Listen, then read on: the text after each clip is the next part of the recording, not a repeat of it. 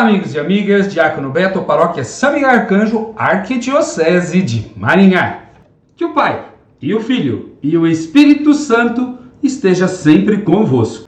Sua inscrição em nosso canal nos ajuda muito. Dê o seu positivinho, compartilhe com seus amigos e estejamos juntos conhecendo a Palavra de Deus, que tanto nos ilumina. Depois daquela parte tão importante da aliança, no capítulo 24 vimos a conclusão, e do capítulo 25 até o capítulo 31 do livro do Êxodo, prescrições sobre o santuário, e para mostrar o quanto é importante a presença de Deus naquele lugar, que está continuando no meio do seu povo. E aí nós temos capítulo 25 a 31, a primeira parte dessas prescrições. Capítulo 32 até o 34, que abordaremos agora, esse povo estão caminhando no deserto para aprender sobre Deus, onde Deus fala, nada vistes, mas um Deus que atua junto ao seu povo. E esse povo, de memória curta e paciência menor ainda, se você pegar o final do 31, vai falar que Moisés ficou 40 dias lá, e que Deus deu a tábua dos mandamentos após esse tempo. Ou seja, Moisés está lá em cima na montanha, esse povo aqui embaixo, sem paciência nenhuma para esperar. Quando o povo viu que Moisés tardava em descer da montanha, congregou-se em torno de Araão e lhe disse, vamos, faz-nos um Deus, aqui um Deus com letra minúscula, que vá na nossa frente. Porque a esse Moisés, a esse homem que nos fez subir da terra do Egito, não sabemos o que lhe aconteceu. Ou seja, estamos cansados. O que é isso? Não podemos ficar aqui esperando. São 40 anos e esses 40 dias parecem uma eternidade. E aí eles levam os brincos, os seus pequenos pertences de ouro e fazem um bezerro de ouro. Um touro, né? Um animal forte, imponente, símbolo da fertilidade, mas que pejorativamente é chamado de bezerro. Então, Deus, na sequência, olha isso daí e fala para Moisés, lá no capítulo 32, 7. Vai, desce, porque o teu povo que fizeste subir da terra do Egito perverteu-se. Depressa se desviaram do caminho que ele lhes havia ordenado. Moisés, sabendo como que era o costume religioso daquele povo, daquele momento histórico, faz uma súplica a Deus. Desta forma. Por que, ó Yahvé, se acende a tua ira contra o teu povo que fizeste sair do Egito com grande poder e mão forte? E aí ele vai falar assim, os egípcios vão dar risada de nós, ó, você tirou ele de lá agora para matar todo mundo aí? E aí o texto vai colocar o seguinte, Yahvé então desistiu do castigo com o qual havia ameaçado o povo. E já no 32, versículo 15, Moisés desceu a montanha com as duas tábuas que eram obra de Deus. E lá no versículo 19, quando ele ouve as cantorias do povo, ele vai quebrar as tábuas. Aqui nós temos elementos importantes. Primeiro, que o símbolo da aliança está quebrado. Ou seja, a aliança está desfeita. Mas Deus, logo atrás, tinha perdoado o povo. Mas Moisés, num momento forte, quebra as tábuas diante desse povo. E aí o texto vai apresentando algo muito bacana. O papel que os levitas assumem, onde eles, chamados por Moisés, todo mundo que é do lado de Moisés, eles vão, e aí o texto fala que eles passaram a fio de espadas, em algumas traduções 23 mil, em outras 3 mil. Ou seja, as pessoas que morrem não é uma morte física, que não querem estar junto da gente, que se afaste, é a morte. Aí o texto vai falar do zelo dos levitas e depois a nova oração de Moisés. Agora já no final do capítulo 32, no dia seguinte Moisés disse ao povo, vós cometestes um pecado grave, todavia vou subir a Yahvé para tratar de expiar o vosso pecado.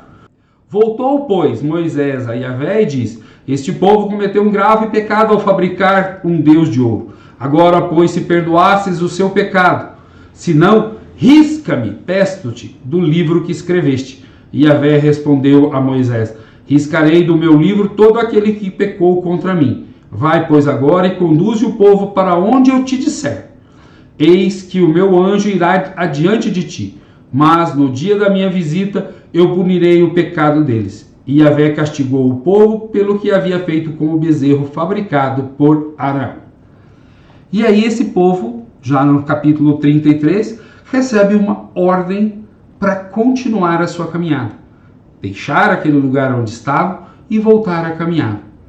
Yahvé disse a Moisés: vai, sobe daqui, tu e o povo que fizeste subir do Egito, para a terra que prometi como juramento a Abraão, Isaque e Jacó, dizendo: eu a darei à sua descendência.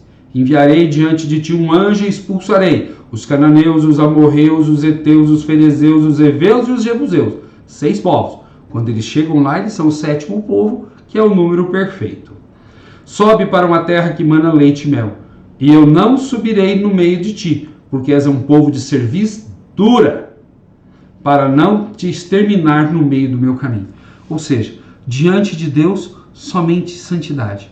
Nada de errado é permitido.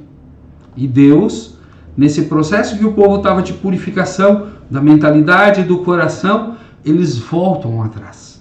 Eles têm uma impaciência. 40 dias, não sabemos o que aconteceu, faz-nos um Deus. E aí, a imagem que não simboliza aquilo que Deus é, não pode ser admitida. A Tábua dos 10 Mandamentos também era uma imagem, um símbolo. E era admitida, assim como a arca, porque simboliza Deus. Mas o bezerro de ouro não simboliza Deus. E continuando o texto, no 33:6, então desce o monte, Horebe, e os israelitas deixaram os seus enfeites. O que são esses enfeites? Eram pequenos adornos que remetiam a divindades. Divindades que eles já conheciam, porque eles saíram do Egito, que era politeísta, e estavam no deserto para fazer esse processo de purificação, mas tiveram um retrocesso, uma caída. E Deus perdoa das caídas, assim como nós também em nossa vida. E diante disso, Moisés arma uma tenda, essa tenda com T maiúsculo, e ele vai ficar lá, junto com o povo, fazendo toda a sua parte. Lá no versículo 11 do capítulo 33, Yahvé então falava com Moisés face a face, como um homem fala com seu amigo. E diante disso, Moisés sobe de novo a montanha. Então existe um subir a Deus e um descer para junto do povo, um subir a Deus. Moisés agora, que já tinha reorganizado o povo e colocado em marcha, sobe novamente.